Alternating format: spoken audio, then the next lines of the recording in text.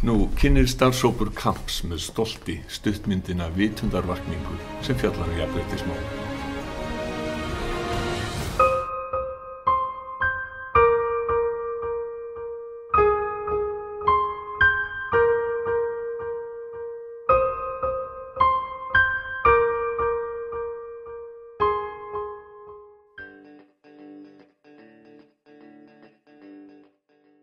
Ég skilgreini jafnrétti þannig að tvær manneskjur hafi alltaf sömu réttindi, sama hvar þær eru. Ég skilgreini jafnrétti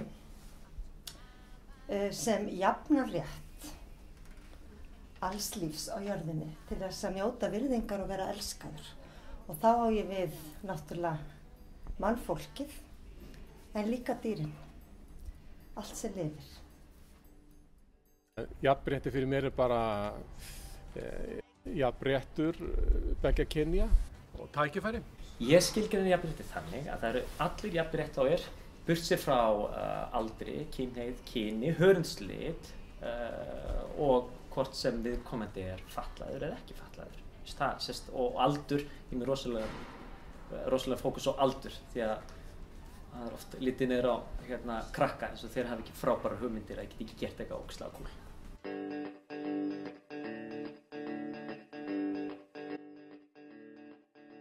Ég hugsa fyrst þegar ég heyri jafnrétti, þá fyrir að hugsa jafnrétti kynjanna af því að það er mjög mikið í deiglunni núna, en jafnrétti ekki bara það.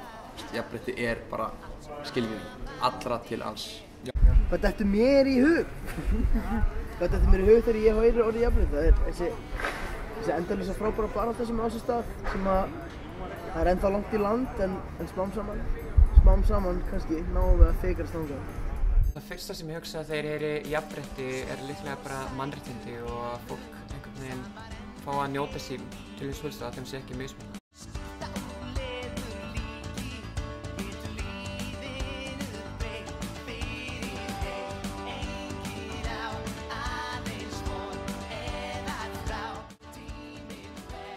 Viðhorf mitt að jafnrétti bara, ég styð það 100%. Mér finnst það gott, sko.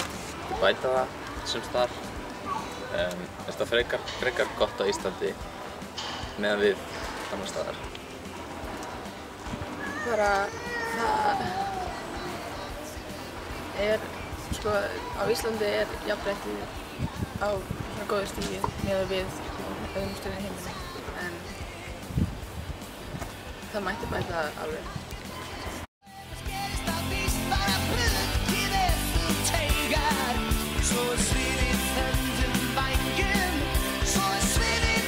Ég tek eftir ójafnrétti í mínu daglega lífi kannski, sko, eini minnihlutahópurinn sem ég í það að ég er kona.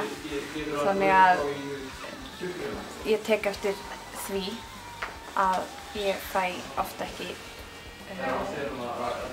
það svona sömu virðingu stundum og kallar, stundum þarf ég að sanna mig meira og já, bara svona stundum ekki hlusta jafn mikið á mig.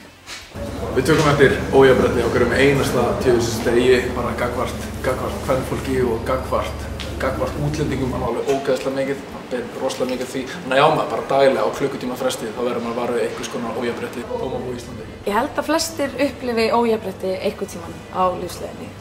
Sama þótt að sé réttarkerfinu eða hvort þú tilheyrir einhverju minnihlutahóp eða þess háttar.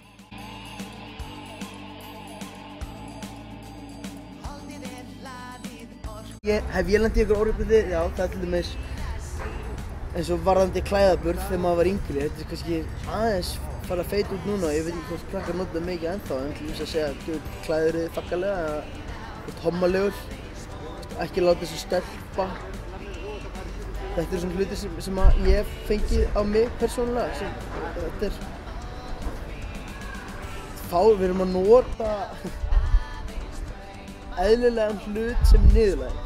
We experience it in terms of, like in the working situation, for example. I think women have a harder time when you have to work long hours and things like that, and you can have things like children, and it can hurt your ability to rise and get to the positions you want if you have to take time off of work. And legally, that's something that we recognize and we strive for complete equality, but in practice, I think we're still catching up to where we should be.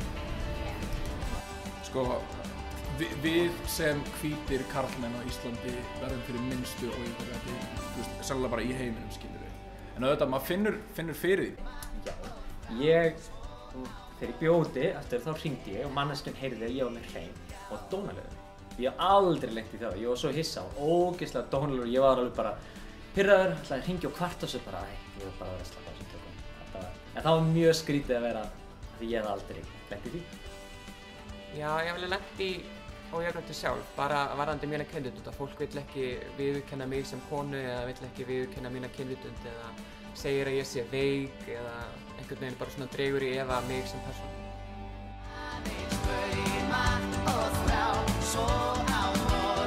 Þetta gerir svo margt til að stuðla jafnrétti. Bara það að þið séu hérna að taka þetta viðtal um mig er ótrúlega góður byrjunarpunktur. Halda umræðan á lofti, ekki drepa hana niður, halda henni uppi. Hún er á lofti núna og hún er miklu meira á lofti núna heldur en þegar ég var ykkar aldrei. Og það er einmitt ykkar að halda áfram með það.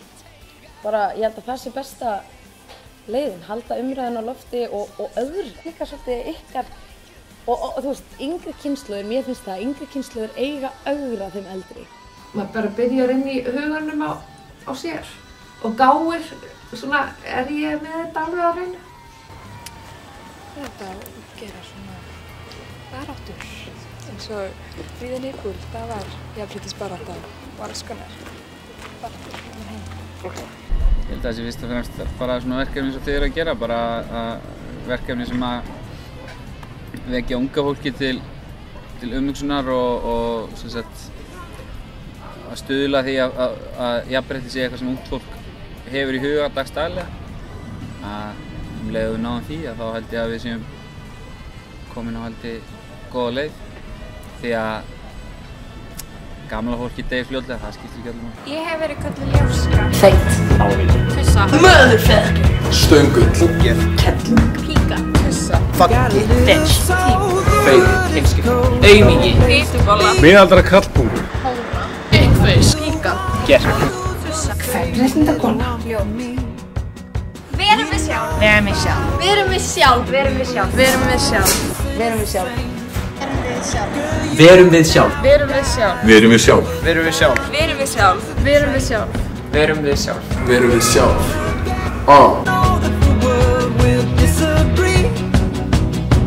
Want a little grace, but who's gonna say a little grace for me?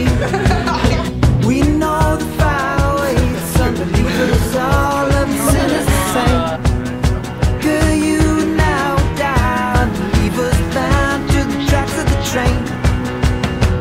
I'm not excited, but should I be? Is this the fate that half of the world